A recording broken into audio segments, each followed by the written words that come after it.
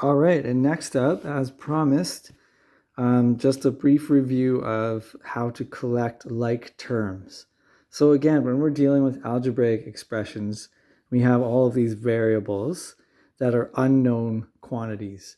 And we cannot mix up variables with regular numbers, right? So I'm actually going to add another number here. When I say regular numbers, I just mean numbers that aren't attached to variables, right?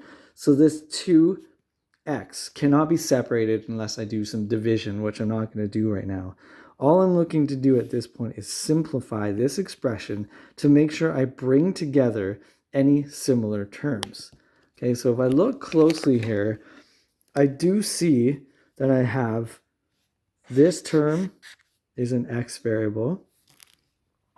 This term is an x variable. Now notice I've also included the sign. The positive sign is part of the term. Okay, so it's a positive 7x.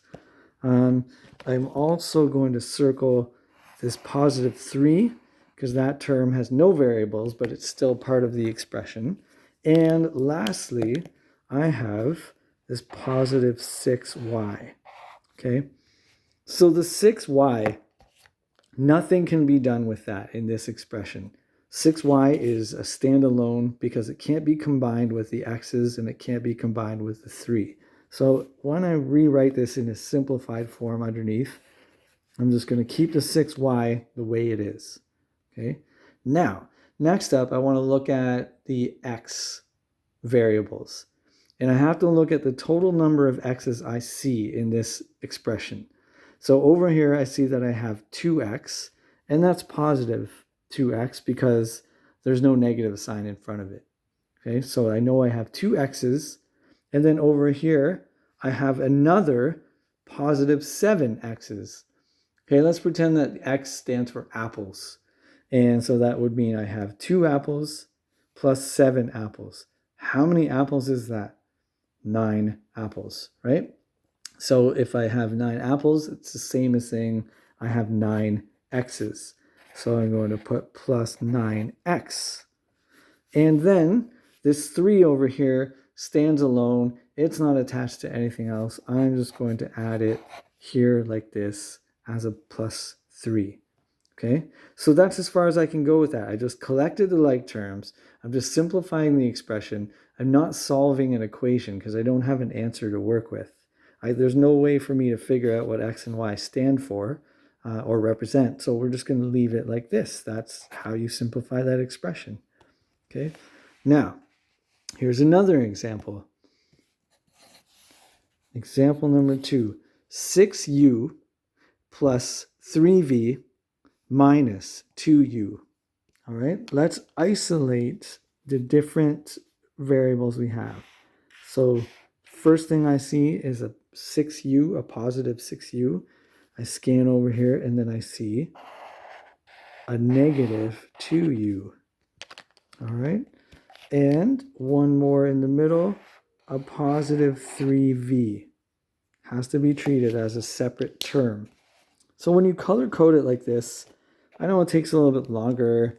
It might seem pretty basic to some people, but for others, this is really going to make the difference. Sorry about the camera. Now I can see very clearly that these green terms are, I can combine them. That's the whole goal here, is to see how they combine. But this time, unlike this expression up here where I had 2 positive x's, here I have a positive 6u, but a negative 2u. So positive 6 minus 2, okay, if I have 6 apples and then I have to take 2 apples away, I got 4 apples left. So I'm going to rewrite under here in my simplified expression 4u. Okay, I don't have 6 anymore because I had to take 2 away because these negative 2u were represented here. And the positive 3v is just going to stay exactly as it is. Again, I can't solve this equation. It's just, it is the way it is.